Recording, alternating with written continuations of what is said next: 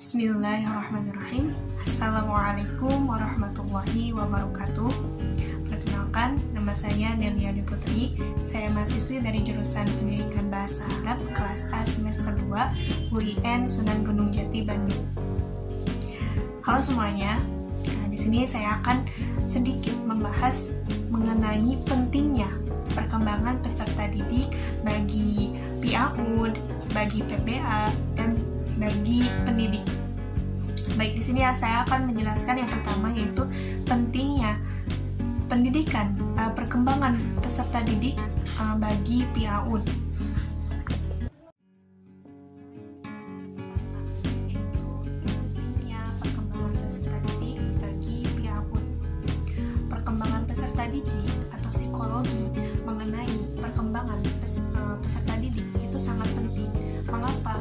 Karena dengan mempelajari PPD atau pendidikan atau perkembangan peserta didik ini, kita dapat memahami, kita dapat mengerti, dan ketika kita dihadapkan dengan anak-anak, kita dapat memahami tumbuh kembang anak tersebut, dan kita dapat mengendalikan dan mengontrol emosi ketika kita sedang belajar, dan kita mengajar anak-anak pun akan lebih mudah.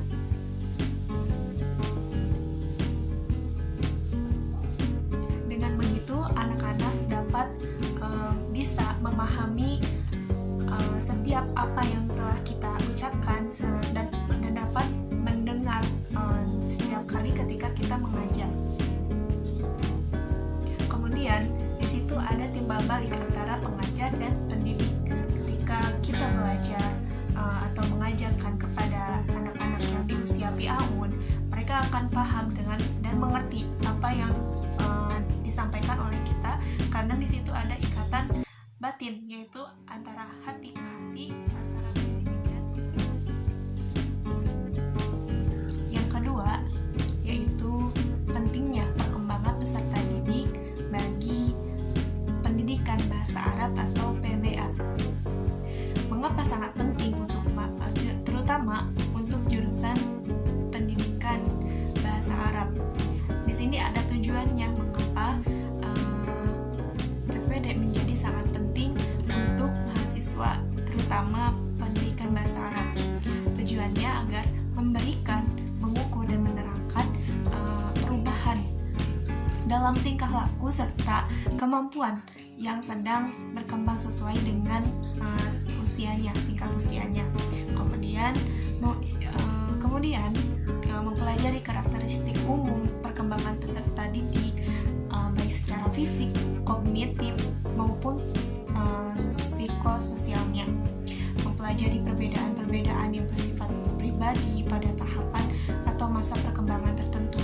Kemudian mempelajari penyimpangan tingkah laku yang dialami oleh mahasiswa, seperti kenakalan-kenakalan, kelainan-kelainan dalam fungsionalitas inteleknya, dan lain-lain. Kemudian mempelajari tingkah laku mahasiswa pada lingkungan tertentu yang menimbulkan reaksi yang berbeda. Yang ketiga, pentingnya perkembangan peserta didik bagi PMTK. Mengapa sangat penting? Di sini ada tujuannya, yaitu dapat memilih metode pengajaran dan menggunakan bahasa yang sesuai dengan tingkat perkembangan pemahaman murid-murid, kemudian dapat memilih dan memberikan materi pendidikan dan pengajaran yang sesuai dengan kebutuhan anak didik pada tiap tingkat perkembangan tertentu. Kemudian dapat memahami bentuk-bentuk gejala psikologis individu atau siswa atau mahasiswa secara umum dalam bentuk sikap dan tingkah laku selama mengikuti proses pembelajaran. Kemudian dapat memahami bagaimana seharusnya pelaksanaan proses belajar dan pembelajaran agar tercapai tujuan-tujuan pembelajaran secara efektif. Selanjutnya, membantu dan memahami karakter siswa dalam mengembangkan berbagai jenis kemampuan dan potensi yang dimiliki dalam bentuk proses-proses pembelajaran yang berbasis pengembangan siswa. Dan yang terakhir, membantu siswa atau mahasiswa menyelesaikan program pembelajaran sehingga dengan pemahaman guru tentang psikologi pendidikan menyelesaikan program-program pembelajaran sampai tuntas. Nah, itulah sedikit bahasan mengenai pentingnya perkembangan peserta didik bagi PAUD, bagi PPA atau mahasiswa, dan bagi PMTK atau pengajar ataupun BK.